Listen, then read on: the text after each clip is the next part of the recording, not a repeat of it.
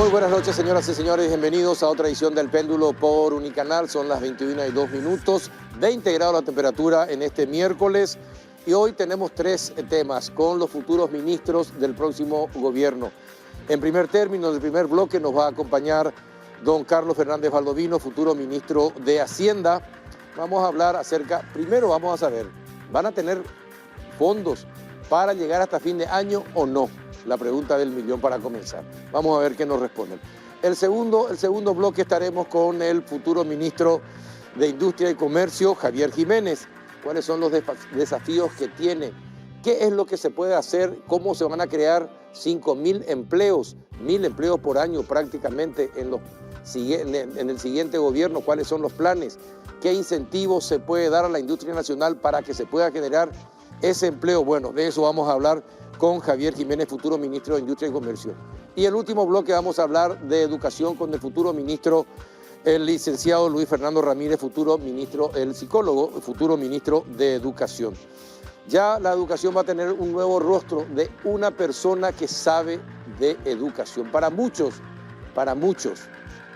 es el nombramiento más correcto que pudo haber hecho Santiago Peña, dicen, para el Ministerio de Educación y Ciencia. Bien, con estas tres personalidades hablaremos dentro de breves instantes, después de la pausa, pero antes les invito a compartir Lavazza, que es reconocido como un café de alta gastronomía que permite degustar un producto con aroma, cuerpo y sabor inconfundibles y presente en los mejores restaurantes, cafeterías y supermercados del país. Café Par representa y distribuye Lavazza, el espresso italiano por excelencia. Pausa y ya iniciamos el debate.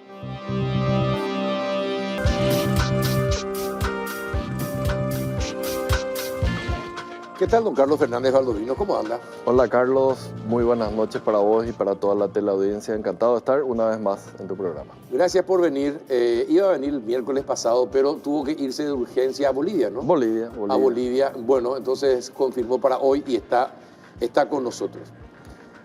Bueno, va a haber dinero para completar los meses que restan del año en el Ministerio de Hacienda. Es decir, ¿el gobierno va a tener fondos o no?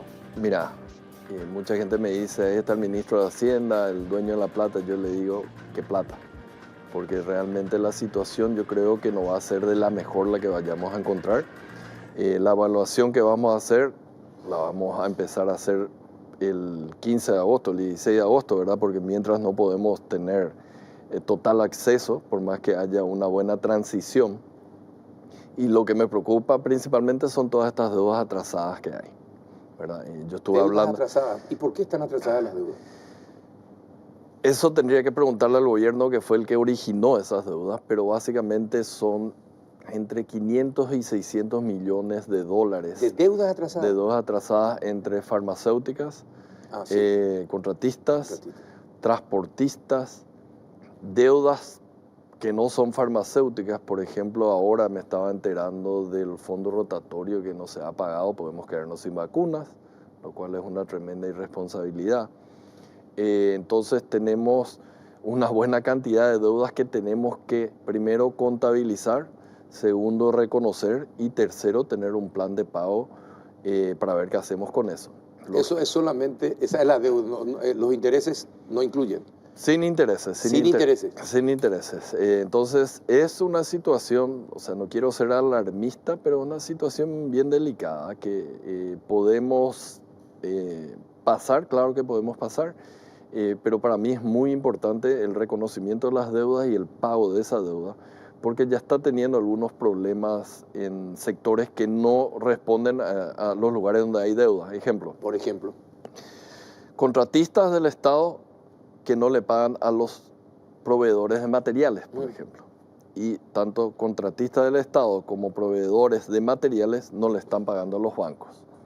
Entonces ya tenés por lo menos tres que ya están afectados y tenemos que darle una solución, porque los bancos tampoco entonces pueden tener recursos para empezar a prestar a otros sectores y empezar a dinamizar un poco la economía, que si bien vamos a tener un muy buen año, por lo menos en el agregado, creo que hay mucho espacio como para volver a reactivar la economía después de lo que fue el año pasado.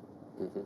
Y cuando, sí, pero en las conversaciones del equipo de transición, con la gente del Ministerio de Hacienda y con el propio ministro Llamosa, qué es lo que les preocupa después de las conversaciones me imagino, las preguntas que ustedes hacen y las respuestas que reciben? Sí, mañana vamos a tener realmente la primera reunión de todo mi equipo con su equipo y a partir de ahí realmente ya quien corresponda va a entrar en la parte presupuestaria, el otro está en la parte de economía e integración y vamos a empezar a hablar para solucionar este problema, porque me tocó reunirme, ¿verdad?, con la farmacéutica y están desesperados, el atraso es enorme. La gente de las constructoras 576 millones de dólares aproximadamente la deuda total, ¿no? Mira, ahí justamente le dije no me pongan sobre mis hombros toda la responsabilidad, porque una parte es IPS, otra parte es Ministerio Sí. de Salud. Y yo le dije, déjenme a mí solucionar o tratar de solucionar la parte del Ministerio de Salud. IPS, una vez que esté nombrado quién va a ser la persona, va a necesitar de otro plan que no incluye lo que yo estoy haciendo. Pero sí más o menos son más de 500 millones solamente en la parte farmacéutica. Y de eso, según me dicen 70 millones a proveedores de servicios de análisis clínicos, a sectores de terapia, internación y servicios rotatorios, como estabas diciendo. Sí, entonces hay mucho. Hay mucho. Y tenemos que ver cómo vamos a hacer. Si te encontrás con eso, ¿qué vas a hacer? ¿Cómo vas a enfrentar esa situación? Mira, yo creo que vamos a suponer lo siguiente, cuando uno está enfermo, lo primero que tiene que hacer es reconocer que está enfermo, entonces se va al médico y empieza a hacer algún tipo de tratamiento. La misma cosa acá. A mí me parece inconcebible de que el gobierno hasta este momento, yo no le escuché reconocer, sí, está este monto y esto va a impactar así en el déficit y esto vamos a solucionar así. Entonces, ojalá que mañana nos pongamos finalmente de acuerdo de reconocer y ver un poco cuál va a ser el plan para este año. Y sí, porque si se quiere generar empleo, con estas situaciones va a ser difícil la generación de empleo. Está todo trancado. Está todo trancado, ¿verdad? Exactamente. Y en el límite de las posibilidades de muchos servicios. Sí, así mismo. Horas paradas, las farmacéuticas probablemente no pueden importar tampoco ni siquiera los insumos ni los medicamentos terminados, los bancos que no pueden prestar a otros sectores para que esos sectores empiecen a dinamizarse. Entonces, a mí me preocupa por eso la deuda, no me preocupa la deuda. Mucha gente me dice, ¿estamos quebrados? No, no estamos quebrados. Paraguay sí tiene 34% del PIB de endeudamiento. Reconocemos todo esto, 500, 600 millones, pasa a 36, es manejable todavía. ¿Cuánto creció con este gobierno actual esa deuda? Creo que estaba en 20 y tanto, creció más del 10% del PIB. ¿Del 10% en 5 años? Yo creo que creció, sí. Estuvo la pandemia, ¿cierto? Sí. Pero, bueno, no sé, vamos a ver cómo finalmente recibimos, ¿verdad? Porque acaba de emitir también un bono de 500 millones. La información que tenemos de los 500 millones, mucha gente estaba contenta. Lastimosamente, alrededor de 350 millones ya está comprometido para deuda. Sí. O sea, repago de deuda. Entonces te queda solamente 150 para pagar algo de toda esta deuda que está atrasada. Y pagando todo eso, entonces no deja nada para el 15 de agosto tampoco. Y bueno, ¿y el Estado puede seguir manteniéndose con moras constantes? No, yo creo que hay que hacer un plan. Eso es algo que le dijimos a la farmacéutica, la cuestión de que nosotros acá tenemos que ser responsables, tanto sector público como sector privado. Sí. En este caso, yo les decía la cuestión de, tenemos el proveedor, que son ustedes, tenemos el demandante, que es el Ministerio de Salud, y tenemos el cajero, ¿verdad?, que básicamente es el Ministerio de Hacienda, que va a proveer los recursos. Tenemos que ponernos de acuerdo, porque a nadie les sirve que ustedes provean todos esos medicamentos y finalmente nadie les paga. Entonces hay que volver un poco a la realidad de qué vamos a hacer con la cantidad de medicamentos, ver dónde se puede ajustar, hacer un plan. Eso yo les dije, vamos a hacer un plan en donde nos comprometamos, todos los meses va a haber X, o 2X o 9X, y se va a cumplir con eso. Entonces ustedes van a saber de que 9X van a poder recuperar, entre todos ustedes, lógicamente. Ahora, si ustedes quieren proveer por 12X, 15X, es riesgo de ustedes, porque saben que no hay la plata. Entonces tenemos que ver cómo vamos a hacer ese plan. De toda esa deuda con farmacéutica, ¿cuántas se descontaron en banco y cuántas las deudas son finalmente ya con los bancos? Creo que hay más de 100 millones creo que están en los bancos. ¿En los bancos? En los bancos ya. Descontaron. Sí. Perdón, de las contratistas principalmente. Sí. De las contratistas, no de las farmacéuticas. ¿verdad? De los contratistas hay más de 100 millones en los bancos, de los constructores. Sí. Sí. Es decir, que la deuda ya es con los bancos, ya no es con las contratistas. Mira, la deuda es con los bancos y no es el Estado realmente el que le debe a los bancos, es el sector privado, el sector ¿verdad? privado. Tiene un instrumento que de alguna manera es una garantía, pero no es un título de deuda del Estado. Del El Estado, título sí. de deuda del Estado necesita una ley, etcétera, etcétera. Pero fue un mecanismo que se encontró para darle un poco de alivio. Ahora, a mí me sorprenden también algunas tasas de interés. Siempre el Estado va a conseguir más barato el dinero que el sector privado. Entonces, ahí no me cierra a mí esta mecánica en el cual se endeuda al sector privado una tasa más alta en lugar del sector público pagar y no existe esta deuda.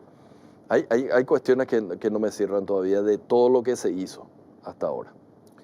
¿Y qué va a pasar en el caso de que se encuentren irregularidades verdaderamente? Cada uno va a ser responsable en el ministerio de ver la situación de las cosas, ¿verdad? Yo no me puedo meter en obras públicas o en salud, creo que cada uno de los ministros va a revisar un poco qué es lo que recibe, qué hay, qué operaciones se hicieron y están los órganos jurisdiccionales que tienen que encargarse de investigar si hay algún tipo de irregularidad. Bueno, ¿y qué va a hacer con los impuestos? ¿Toda esta situación puede llevar a un aumento de impuestos o no? Yo no creo que sea necesario. Me ratifico nuevamente en eso. Pero no es muy bajo el impuesto en Paraguay. Vamos a subir al 40 y vamos a seguir gastando de la misma manera. No. Tiene que mejorar el gasto. Lógicamente. Definitivamente, es decir. Me preguntaron mucho de esto y le digo, muchas veces no es que no tenemos plata. Y le doy el siguiente ejemplo. 67 millones de dólares, ¿es o no es mucha plata? Y me dicen, sí, es mucha plata. Y bueno, pero 67 millones de dólares gastados en lavado de sábanas. Sí, no, es un chiste. Entonces, el problema no es la falta de plata, el problema es el mal uso de los recursos que se tiene. Entonces, vamos a hacer algo, por ejemplo, con los recursos que tenemos. Misma cosa, la idea que tenemos es hacer más eficiente, dentro de lo que se pueda, el funcionamiento del Estado. 17 ministerios, 23 secretarías, y no me acuerdo ahora la cantidad de entes descentralizados. No podemos seguir funcionando así. Entonces, justamente lo que hicimos ahora, como para dar el ejemplo y una señal clara de qué es lo que queremos, que es mayor eficiencia en el gasto, y después recién vamos a pensar en otras cosas, es la fusión entre la SET y aduanas. De dos instituciones haces una, ¿verdad? Tiene muchas otras ventajas, no solamente mostrar de que se pueden fusionar, funciona mucho mejor. ¿Y va a mejorar la recaudación con esa fusión? Claro, yo espero que sí, porque es el modelo que tienen la mayoría de los países del mundo. En una sola institución tenés. Ahora, que esté bajo la égida de Hacienda o de Economía es una cosa, o independiente otra cosa. Nos gustó el modelo Perú, entonces está independiente. Otra cuestión, Ministerio de Economía, no es una creación nueva, es, digamos, también tiene otras ventajas, pero va a ser Hacienda más STP más Función Pública. 3 instituciones en una. Entonces, vamos a empezar un poco a hacer un poco más fino el Estado, trabajar más coordinadamente, que no haya gente que haga la misma cosa en diferentes instituciones, y yo creo que puede haber mucha sinergia cuando tenés la STP con el Ministerio de Hacienda, cuando tenés aduana con la SET, se va a ganar mucho, así que esperemos, y yo confío de que vamos a tener mejores resultados. Y posiblemente, pero necesitas un presidente decidido, con voluntad de llevar adelante este plan. Necesitas 17 personas, que son los ministros y de otros entes, que tengan el mismo pensamiento y que actúen de la misma manera decidida que el presidente de la República. Y necesitas controlar al clientelismo del Partido Colorado, que va a protestar por muchas de las cuestiones que estás señalando, porque va a significar que mucha gente probablemente se sienta en peligro de perder su empleo. Mira, hay una cuestión que tenemos que saber bien. Acá no podés tocar derechos adquiridos, no podés echar a la gente que ya tiene estabilidad. Ese ya es un dado. Esas son las reglas de juego con las que tenemos que jugar. Pero lo que tenemos que dar señales es de que la forma en la cual estuvimos jugando hasta ahora y que nos llevó a este problema de, por ejemplo, deudas atrasadas, no puede continuar de acá para adelante. Esa es la señal que tenemos que dar y yo creo que esa es la señal que se busca. Un lindo desafío, porque si ya estás aclarando que los que tienen derecho adquirido no van a ser tocados, y con los derechos adquiridos, muchos abusos se permitieron, Lastimosamente. ¿verdad? Y seguimos pagando esos abusos.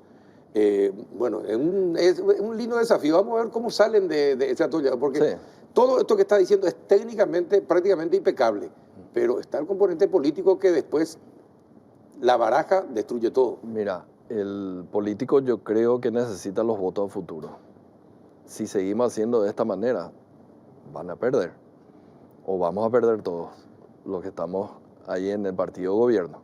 Entonces, si hacemos estas cosas y vemos resultados en salud, en educación, en obras, en seguridad, ahí tenemos, creo que suficiente como para enfrentar el desafío de las elecciones futuras. Ahora, y con tu experiencia, ya de haber estado en otros gobiernos, ¿en cuánto tiempo crees que se pueden ver señales de que las cosas cambian y de que se está ejecutando lo que el gobierno prometió? ¿En cuánto tiempo? A ver, yo creo que para esos 100 días famosos, eso es... No, eso no tiene imposible. sentido. Luego, Imposible, sí. 100 días es difícil estar armando los equipos, pero yo creo de que la cuestión de ver... A ver, hay muchas maneras de medir eso, cuándo se va a ver. Digamos, nosotros estamos viendo muchos cambios a partir mismo de esa noche del 30 de abril, y a lo mejor me decís que populista, no. Esa noche yo ya empecé a recibir mensajes de gente de afuera, mira, nos estamos yendo a Paraguay, esa noche. Y después, desde ese 1 de mayo hasta ahora, la cantidad de reuniones que hemos tenido, de mucha gente interesada, algunos tal vez en los bonos de Paraguay, otros porque quieren venir y usar mucho más eficientemente nuestra energía en lugar de venderla a los vecinos que nunca nos pagan. Otros que quieren venir a aprovechar de que tenemos acceso al mercado de Brasil a través del régimen de Maquila. Sí, de Maquila, claro. Entonces, hay un ambiente, yo creo, muy pero muy favorable para materializar muchas inversiones que van a venir de afuera, y lógicamente creo que la gente de acá adentro están con una expectativa muy buena, que van a decidirse invertir también, los que ya están acá, hay que cuidarles también a ellos, y lógicamente eso va a permitir un poco un ciclo virtuoso en donde vamos a empezar a generar puestos de trabajo. Ahora, pero vos te das cuenta de la responsabilidad que vas a tener. Sí, pero es un lindo desafío. No, por eso sé que es un lindo desafío, pero vos sos el jefe del equipo económico del país. Sí, y ¿verdad? vamos a darle algo más que el énfasis de ser simplemente un cajero, como fue hasta ahora el Ministerio de Hacienda. Bueno, ¿y cómo vas a hacer para que se coordinen todas las tareas y que todos empujen el carro de la misma manera?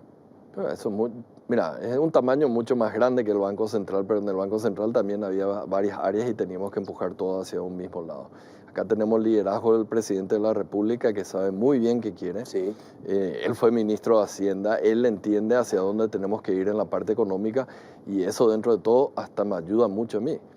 Y encima le tenemos también a otra persona muy preparada, que es Lea Jiménez. Entonces tenemos, digamos, sin hacer propaganda, tenemos otra vez al mismo equipo que siempre trabajamos juntos con la misma visión y empujando hacia una dirección. Ahora, ¿Lea Jiménez qué cargo va a ocupar?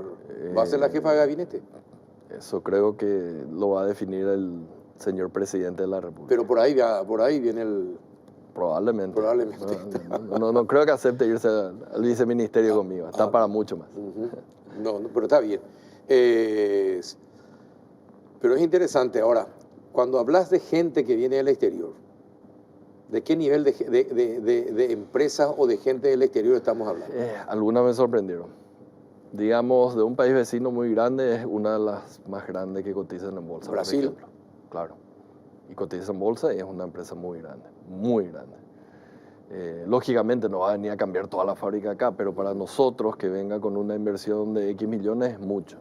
Acá la cuestión, y esto es algo que me preguntaba mucha gente, ¿cuándo vamos a traer las grandes inversiones? Y yo le digo, espera un rato, yo creo que la prioridad acá tiene que ser la recuperación del bolsillo de la gente, y eso a través de la generación de puestos de trabajo. Y entonces a lo mejor yo prefiero 10 millones de una fábrica de maquila, pero que me cree 800, que una empresa que sea de 1.500 millones, pero solamente crea 100 empleos. Entonces, tenemos que hacer un balance. Ambas son importantes, pero no estemos buscando solamente, como yo dije varias veces, el número lindo de inversión extranjera directa como porcentaje del PIB que va a salir en un informe oficial del Fondo Monetario Internacional.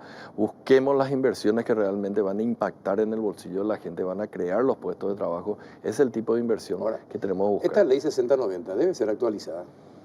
Está funcionando bien, mira. Ahí justamente va a venir ahora el ministro de Industria, le tenés que preguntar un poco la evaluación que tiene. Yo creo que mucho de lo que ganamos fue por la cuestión de la estabilidad del marco legal que tenemos, ¿verdad?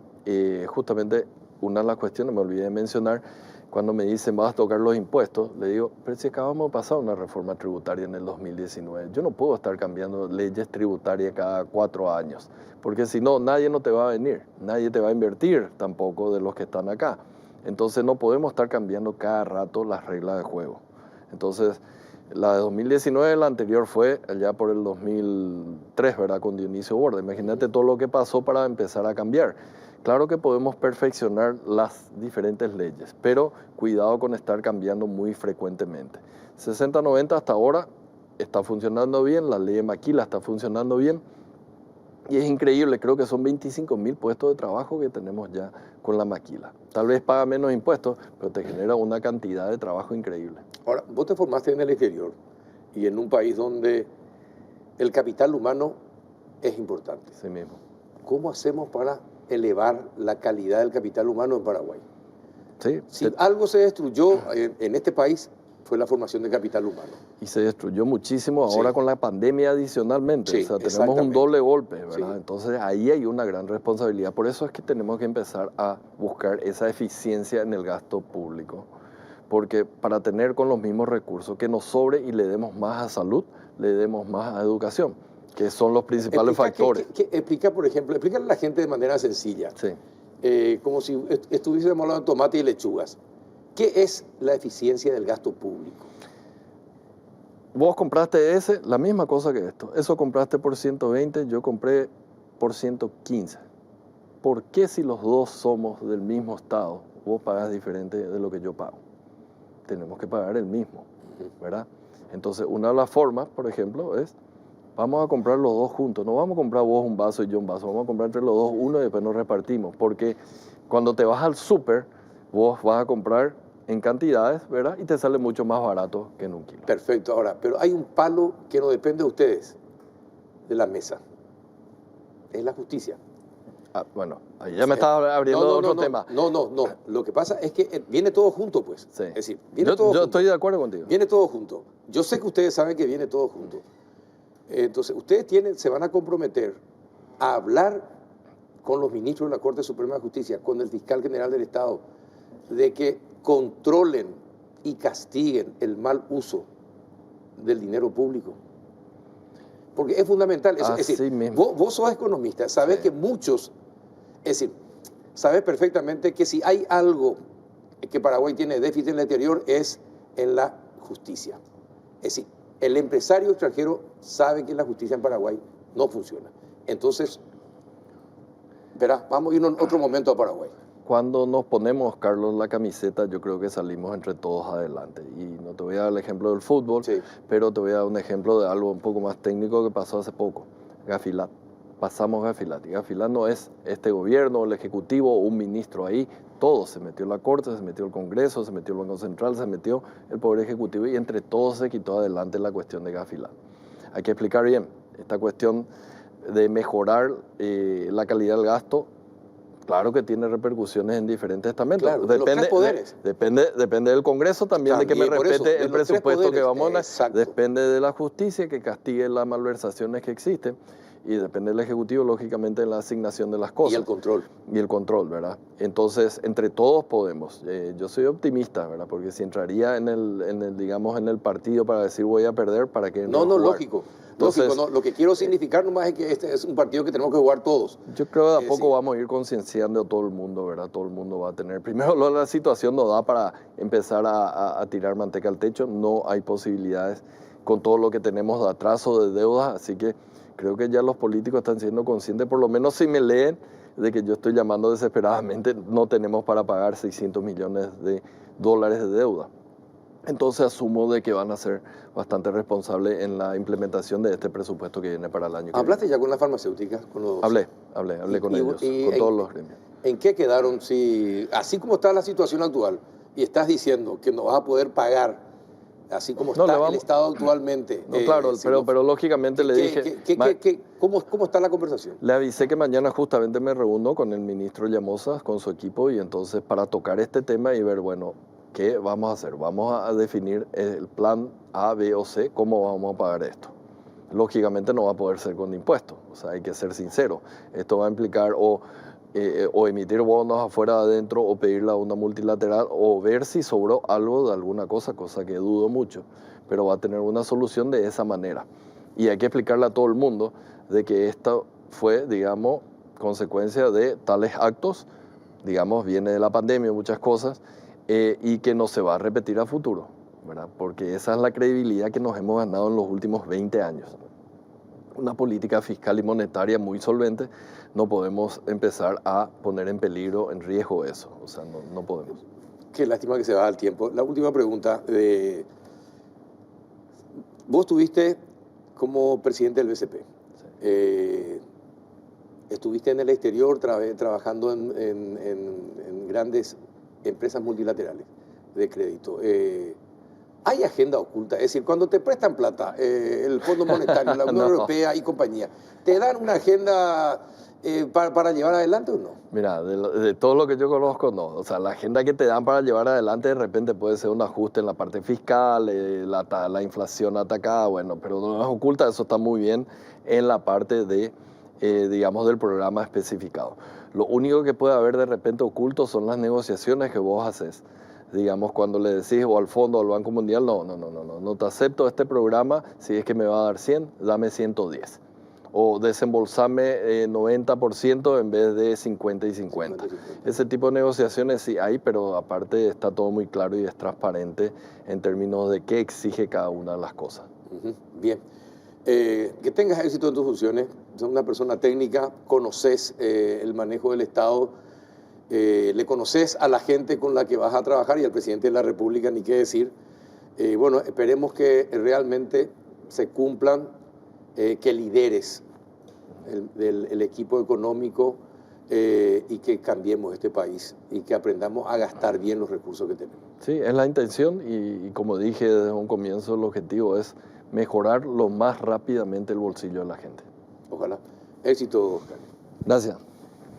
A la vuelta de la pausa, Carlos Fernández Baldovino, futuro ministro de Hacienda. A la vuelta de la pausa con el futuro ministro de Industria y Comercio. En poco tiempo ya van a ser ministros. Ya volvemos. Bien, entramos en el último bloque y ya estamos con el futuro ministro de Educación y Ciencia, Luis Fernando Ramírez. ¿Qué tal, Luis Fernando? ¿Cómo estás? Bien, Carlos. ¿Qué tal? ¿Cómo estás? Ajetreado día, pero bien, muy bien. ¿Y qué te llevó a decir que sí? Bueno, esta es una decisión que lleva conmigo hace mucho tiempo, pero cuando hablé con el presidente Santiago Peña, él me mostró tres cosas. Primero, un convencimiento de que va a ser el líder del proceso educativo. Y eso tiene dos puntos: gestión política y recursos. Entonces, un ministro que tenga ideas y no tenga recursos, no sirve para nada. No sirve para nada. Y también que tenga en mi caso, ¿verdad? Esa gestión política del presidente. ¿Por qué? Porque no estamos hablando de política partidaria, estamos hablando de generar una política pública. Una política de Estado. De Estado en materia de educación. Y esa es la visión del presidente Santiago Peña, de dejar una política que ya no sufra los arrebatos de los cambios de ministro. Entonces vos podés cambiar al ministro, pero existe una política. Mucho se habla del BCP que tiene... Lo que pasa es que ahí hay una política, hay un orden que no importa quién venga o quién no venga. Siempre se quiso blindar también, claro. Es decir, hace mucho tiempo que se quiere blindar la educación de la misma manera que se hizo con el BCP. Por eso digo, porque ese es el mensaje. Pero, ¿qué ocurre en educación? En educación, cada tanto cambiamos. No hay una... Y esa es una construcción también que tenemos que hacer entre todos, una construcción social. Es una construcción donde la comunidad tiene que entender, donde los empresarios, los políticos, todos los padres de familia, todos tenemos que entender que tenemos que darle primer lugar a la educación. Y yo sí instalo una frase, ¿verdad?, hace un tiempo, que es: con la educación no se juega. Exacto. Vamos a ponernos de acuerdo. Y con la educación no se juega. Y ahí nos ponemos serios los próximos 8 años y puede ser ahí un elemento de transformación. ¿El padre Montero te llamó? El padre Montero Tirado. A lo mejor me llamó, y no sé, porque tantas llamadas tuve, Carlos, que hoy tuve que dar mi teléfono para que me den la agenda. La productora hoy te llamó 20.000 veces. Sí, les pido disculpas a todos, porque el 10% de las llamadas habrá sido de 450 mensajes por responder, así que a lo mejor sí. Yo espero que sí, porque te pregunto esto porque los que te conocemos desde hace muchos años, porque con Luis Fernando Ramírez nos une, es decir, muchas cosas nos unen. Somos ex Cristo Rey, olimpista, juega muy bien al fútbol, pudo haber sido un gran jugador de fútbol. Compartimos juntos la presentación del noticiero en Canal 2. ¿Te acordás, Carlos? Qué lindo momento. Lindos momentos. Jugamos fútbol también en Canal 2 en Canal juntos, 2 también, ganamos varios torneos. Efectivamente. Y después en el tema educativo también tuvimos coincidencias. Y sé que sos el hijo mimado de Montero Tirado. Yo soy, sí, sin duda, yo soy producto de su educación, de su escuela. Trabajamos en el Cristo Rey 14 años juntos y creo que fue una de las épocas doradas del Colegio Cristo Rey. Aprendí muchísimo de su mano, de su conocimiento y sobre todo también de una profesora, Juana del Mas, que ya no está con nosotros, que fue una gran maestra para mí. Y fue la primera en hacerme entender la necesidad de la educación pública. Ahora, decime una cosa, te preguntaba, hacía esta referencia porque cuando salió Luis Fernando Ramírez, se dividieron las aguas, ¿verdad? Están los que apoyaron y dicen que sos la mejor elección que hizo de ministro hasta este momento Santiago Peña, y están los que dicen que vas a apoyar una agenda globalista, ¿verdad? Y aparecieron supuestamente manifestaciones que iban a ser de iglesias evangélicas. Y bueno, entonces, ¿qué decís a esa situación? Yo creo que mucha gente no me conoce todavía, Carlos, no conoce mi trayectoria, no conoce lo que yo hice, y tomó un pedacito. Es como si en una serie de 2, 3 temporadas vos ves un capítulo y por ese capítulo juzgás toda la serie. Y yo creo que eso es lo que pasó. Se tomó un pedazo de mi historia y no se vio el todo. Yo por lo menos me siento así. Y creo que también la gente tiene derecho a tener su opinión, tiene derecho a disentir. Lo que quizás tenemos que aprender es a no agredirnos y a descalificarnos, ¿verdad? Pero cada uno puede no estar de acuerdo con una nominación y es legítimo y está bien. Solamente que no crear una situación pasar la agresión personal, sí, porque personal. No estás de acuerdo con ya es otra cosa. Y voy a decir también por qué. Porque yo, Carlos, me voy a dar un tiempo para entrar a la función pública dejando muchas cosas. Pero todo lo que yo te pueda contar y decir es recuperable. Pero lo más valioso que yo tengo, yo voy a poner en riesgo mi familia. Porque uno cuando entra a esta función no tiene horas, no tiene días, no tiene... Entonces yo digo, eso es lo que más me duele. Cuando el ataque o lo que se hace a una persona destruye su relación y su honorabilidad con su familia, que a veces no entiende por qué está pasando, por qué se está diciendo ¿Por qué se dice eso de papá? ¿Por qué se dice eso de papá? Sí. ¿Por qué y cuesta mucho entender, y eso a mí me duele y me duele mucho. Pero comprendo que es parte del proceso y del trabajo que tenemos que hacer también. En la sociedad tenemos que aprender a discutir, tenemos que aprender a disentir, tenemos que aprender a no estar de acuerdo y seguir funcionando. Nosotros trabajamos en la escuela algo que se llama Filosofía para Niños, donde tiene una de las actividades es, si estás de acuerdo, te pregunta el guía, ¿vos estás de acuerdo con lo que dice Carlos?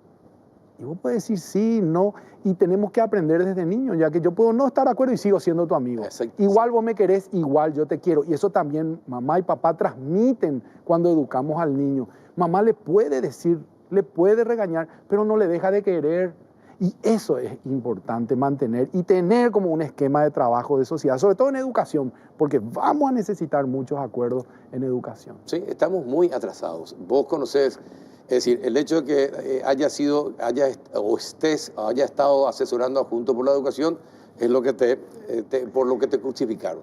Y una de las cosas que se resalta, y yo creo que es también una mala interpretación y un desconocimiento de lo que es Juntos por la Educación, porque Juntos por la Educación nada más lejos que de una agenda global.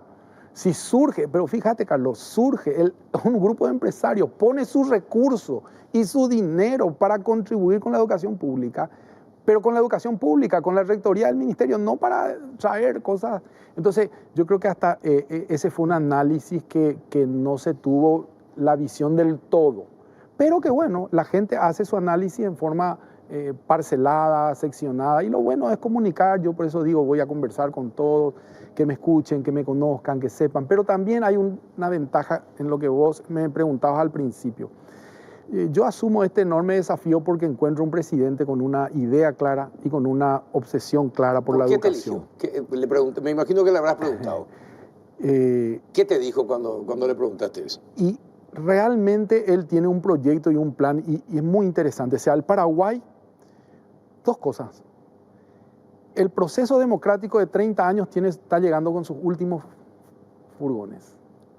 Si ahora no hacemos algo... Si no damos el salto de calidad, ya no lo damos. No lo damos. Primera idea que me dijo, wow, esto es fuerte. Segundo, nosotros queremos crecer, queremos traer inversores, queremos traer fuentes de trabajo. ¿Y qué es lo primero que pregunta? Capital humano. Capital humano. Capital humano. Entonces, con esas dos reflexiones me dejó picando y realmente no pude decirle que no. Mira que procuré, ¿eh? ¿En serio? Bueno, y no pude decirle que no porque él me dijo, además, yo quiero liderar esto, mi convicción es liderar esto. Entonces yo tengo que ser el copiloto que va a estar en la butaca al lado, pero él va a estar llevando el vehículo. Entonces es una oportunidad enorme para la educación paraguaya, no para Luis Ramírez, el ministro, no para la educación paraguaya. Entonces yo le decía hoy en estos días a mi familia, tengo mucho miedo de hacerlo, mucho miedo, pero más miedo me produce no hacerlo. Bueno, ¿y con los docentes? ¿Cómo pensás que va a ser tu relación con los docentes? ¿Ya pudiste hablar con alguno de ellos? Sí. Yo creo que pude dialogar con casi el 80% de los gremios. Y de una u otra manera, a través de conocidos, a través de ese ejercicio de la conversación tan paraguaya. Y yo creo que tenemos que hacer algo que no sé si es posible, pero es mi intención. Yo quiero hablar cada 15 días con los gremios. No podemos hacer una actividad educativa a expensas del factor fundamental que es el docente, que es el maestro. Y si tenemos diferencias, hablemos pues. Y reunámonos y escuchémosle y que nos escuchen y hacer ese intercambio y esa relación. Y llegar a acuerdos mínimos, porque a nadie le conviene esta educación que tenemos, a nadie, ya no le conviene más, ya no es, voy a usar una palabra a lo mejor poco, ya no es rentable esta mala educación para nadie, Todos estamos viendo que esto se están apagando todas las luces y ese tiene que ser el llamado y el sentido de alerta, y decir, vamos a trabajar juntos, no por Luis Ramírez, ni por los niños, por la educación pública. Porque este es otro punto, dicen bien en el sector privado. Yo desde el momento que soy ministro de Educación de la República del Paraguay, de todas las escuelas y de las escuelas públicas como cuestión esencial y fundamental. Entonces yo me debo a las escuelas públicas y las escuelas públicas las que vamos a fortalecer. Y si las privadas pueden colaborar, siempre son bienvenidas. Y teniendo en cuenta todo esto que está pasando con algunos sectores religiosos, ¿verdad? Porque aparecen sectores religiosos casi fanáticos, intentando destruir tu figura. Pero hay muchas escuelas subvencionadas que también pertenecen a gremios religiosos. ¿Cómo pensás manejar esta cuestión? Mira, yo creo que hay que trabajar con las organizaciones, las cúpulas y los que están en la cotidianeidad, porque muchas de estas escuelas cumplen una función social. Yo Sí, creo que totalmente. el problema es que el Estado no es fuerte. El ministerio en ese sentido fue perdiendo rectoría, fue perdiendo inteligencia, fue perdiendo cabeza, le fuimos sacando cosas a un ministerio y poniéndole otras que no son esenciales, en donde aparecieron otras organizaciones para llevar adelante la educación, pero porque hay una ausencia muy grande de la rectoría educativa. Entonces yo creo que eso tenemos que llevar y tenemos que apoyarnos en lo que es bueno.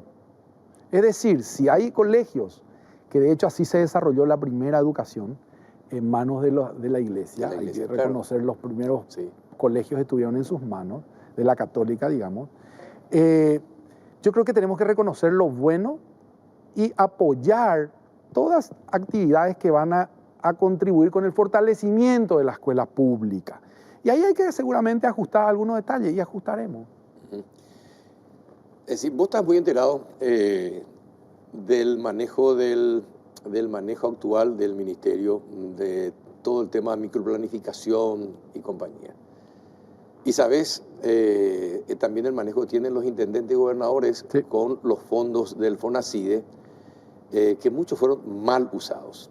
Sabes la importancia que tiene la buena alimentación en la capacidad, es decir, que le pueda brindar al chico para entender y comprender lo que está absorbiendo a través de sus maestros diariamente en las escuelas. En ese sentido, el mal manejo de intendentes y gobernadores es muy peligroso para la educación, pero está así establecido en la ley. ¿Qué pensás? ¿Tenés algún pensamiento sobre el FONACIDE y el Fondo de la Excelencia? Sí, yo creo que primero hay que entender que el trabajo de los municipios y las gobernaciones requiere de un liderazgo político y de un liderazgo que en este caso va a estar dado por el propio presidente y su ministro de Educación. Y ese liderazgo tenemos que ejercer. ¿En qué consiste el liderazgo? Nosotros tenemos que pedirle al municipio qué queremos. Sí. No puede decir que uno pinta, el otro compra silla, el otro... Así mismo. Acá hay una microplanificación. Así mismo. Entonces, señores intendentes, en esta zona donde están ustedes, esta es la necesidad. Entonces yo creo que no existió eso, porque yo creo que en muchos, habrá algunos que no, pero en muchos está la voluntad de hacer, porque para un intendente contribuir con la escuela está construyendo con la parte más sensible de la vida de una comunidad. Yo no creo que haya ningún intendente... Y políticamente le conviene, 1000%. O sea, es virtuoso si hacemos bien, Entonces, lo que ocurre sí es que probablemente no exista una dirección, un sentido, capacitación, en fin, hay que buscar dónde está la falla para ordenar todos esos recursos. Y nosotros queremos o pensamos en tres temas en cuanto a infraestructura, que es lo que estábamos hablando del FONACIDE. Yo creo que hay reparaciones de escuela que se puede hacer a través de la transferencia directa a las ACES, otras que tienen que entrar a las gobernaciones, y los grandes colegios, las grandes escuelas que queremos proyectar por departamento, él tiene que construir el MOPC. Nosotros no tenemos como Ministerio de Educación la posibilidad de construir, lo que no quiere decir que no vamos a tener la rectoría. Vamos a decir cómo van a ser las aulas, cuál es el tamaño, cómo tienen que estar los patios, cómo tienen que estar los baños, todo va a dirigir el MEC. Pero no somos constructores, que construya el Ministerio de Obras Públicas. Sí, ahora, todo eso, tenés razón, debería ser así. Ahora, ¿cómo lograr que la política nos meta las manos? Porque eso se usa políticamente, es decir, y la microplanificación nunca pudo evitar que los políticos, que las escuelas se construyan en una manzana, haya 3 escuelas, por ejemplo. No hay necesidad de 3 escuelas en una manzana, pero existen ciudades. ¿Por qué? Y porque los políticos son los que inauguran esas escuelas. O sea, los políticos, intendentes y gobernadores, ¿verdad?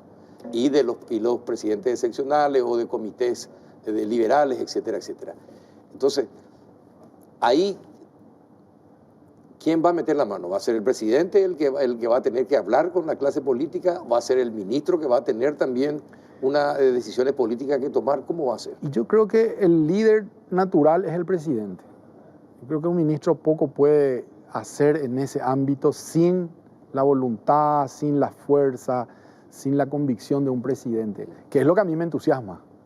que es lo que yo digo, ministro que va solo y no, difícil, pero con la voluntad y la decisión de un presidente yo creo que se pueden hacer muchas cosas muy interesantes en ese ámbito. Y ahí también hay algo que es muy interesante porque nosotros tenemos que construir un proyecto nacional, un programa. Cuando vos no tenés un plano, ¿cómo va a ser tu casa? Y venís y ponés un día una pared, después decís, no, vamos a poner acá otra, y al final no sabés dónde es lo que estás. Eso nos pasa en la educación. No tenemos un proyecto paraguayo, pedagógico, para desarrollar la educación. Bueno, vos tenés todos esos conocimientos. ¿Sabés cuál es la situación? ¿Sabés cuán atrasados están nuestros chicos en materia de comprensión? Es decir, chicos de sexto grado tienen la comprensión de un chico de segundo grado de otro país. Así es. Entonces, tenés 5 años, ojalá puedas completar 5 años, sería todo un milagro. En un país donde los ministros de educación duran 1 año, 6 meses en funciones. Bueno, ¿cómo pensás, en cuánto tiempo crees que se puede empezar a revertir esa situación y que el conocimiento y la capacidad del chico paraguayo sea tan igual a cualquier país desarrollado? Para eso necesitamos 8 o 10 años. 8 o 10 años. Sí. Una política de Estado sostenida. Sostenida. Por lo menos 8 años. Por lo menos 8 años. Y tenés 5 nomás vos. Con mucha suerte. Pero yo por eso creo que lo que sí podemos hacer y lo que sí debemos hacer es construir ya ese proyecto pedagógico nacional. Entonces se va Luis Ramírez y viene Carlos Peralta, pero ya hay un proyecto nacional, no puede Carlos Peralta salir de ahí, porque este es el problema de la educación. Siempre el que vino, el otro fue peor y el otro es mejor y competimos inútilmente. Entonces tenemos que, al hacer un pacto que con la educación no vamos a jugar, vamos a hacer un proyecto y ese proyecto se puede después desarrollar, se debe desarrollar. ¿Cómo pasa? Porque la gente mira mucho el ámbito de la economía, que realmente tenemos una economía estable, porque las reglas son claras, se construyeron y se respetan. A nadie se le ocurre faltar a esas reglas. Es el pacto que falta, se le saca. Es el pacto que falta en educación. Entonces, 2 cosas nos falta: construir eso y pactar que vamos a respetar eso. Y ese es un trabajo que se puede hacer en 1 año y medio, que se puede trabajar. Ojalá. Y en cuanto a las condiciones actuales de nuestros chicos y la violencia que hay en la sociedad, que existe en la sociedad, se contagia a los chicos, ¿verdad? Y se imitan modelos que vienen de afuera, es decir, comportamientos que vienen de afuera. Pero en los últimos años, y creo que debido fundamentalmente a esto, nuestros chicos son demasiado impacientes. Quieren lograr en un día lo que nosotros antes nos tardábamos 1 año o 2 años en conseguirlos, ¿verdad? Entonces, y como psicólogo también, como psicopedagogo que sos, ¿qué es lo que se puede hacer para evitar todo eso y para ir disminuyendo? Quiero hacer ahí una reflexión en esto que decimos, es tan importante. No son los niños solamente. Te voy a poner un ejemplo. Todos. Antes, yo me acuerdo que en los cumpleaños infantiles, por lo menos en mi casa, venía mi abuela, se sentaba con mamá, hacían los sandwichitos. Sí. Se hacía el chocolate, se hacía la torta, se hacía todo. Hoy vos te vas al súper, abrí una heladera y sacás, tac. La sopa paraguaya, no, íbamos a casa de abuela a comer porque hacía la sopa paraguaya más rica. Hoy vos te vas a agarrar, poner... O sea, no nos damos cuenta cómo nosotros vivimos en la inmediatez. Pero después queremos que los niños tengan paciencia. Eso es lo que no puede ocurrir. Brillante. Porque la escuela no puede estar lejos de lo que es el proyecto social. Ahora, ¿qué tenemos que hacer? Y yo creo que tenemos que recuperar la centralidad humana. ¿Qué significa eso? Tenemos que crear espacios para aprender a estar.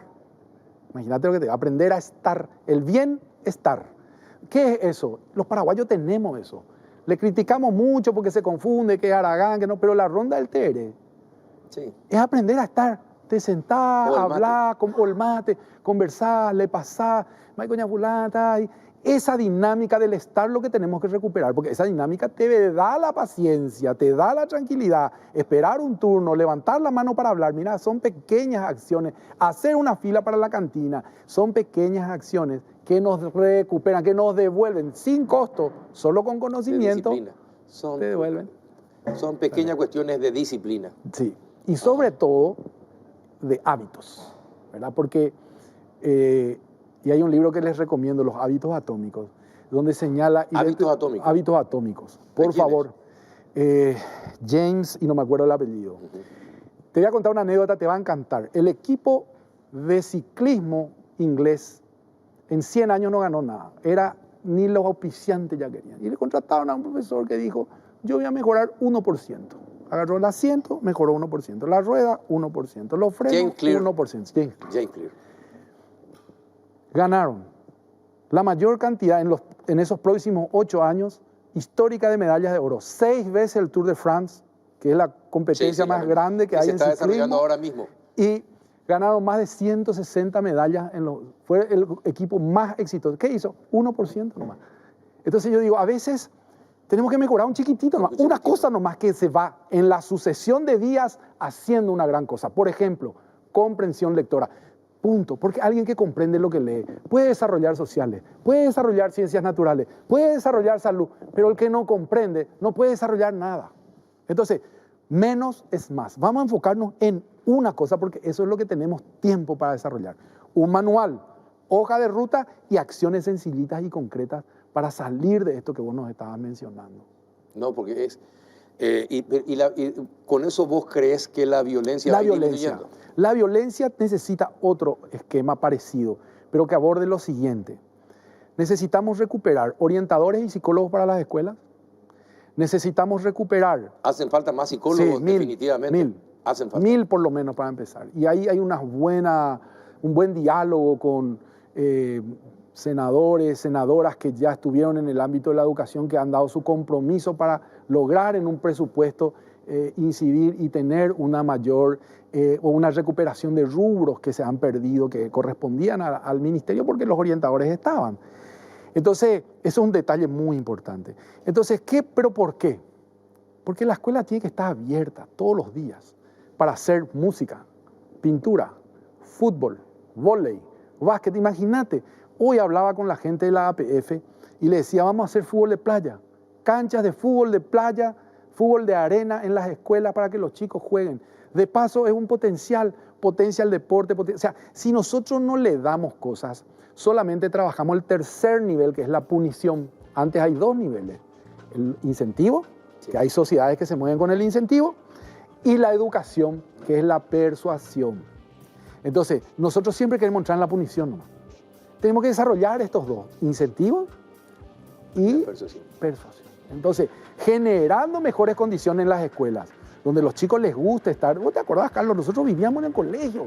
Terminábamos, íbamos, chutábamos, después jugábamos básquetbol, después jugábamos vóley. Vivíamos en el colegio. Vivíamos en el colegio, sí. ¿Verdad? Y eso es una maravilla, tenemos que recuperar eso. El chico tiene que querer estar en su escuela. Hay algo que se perdió.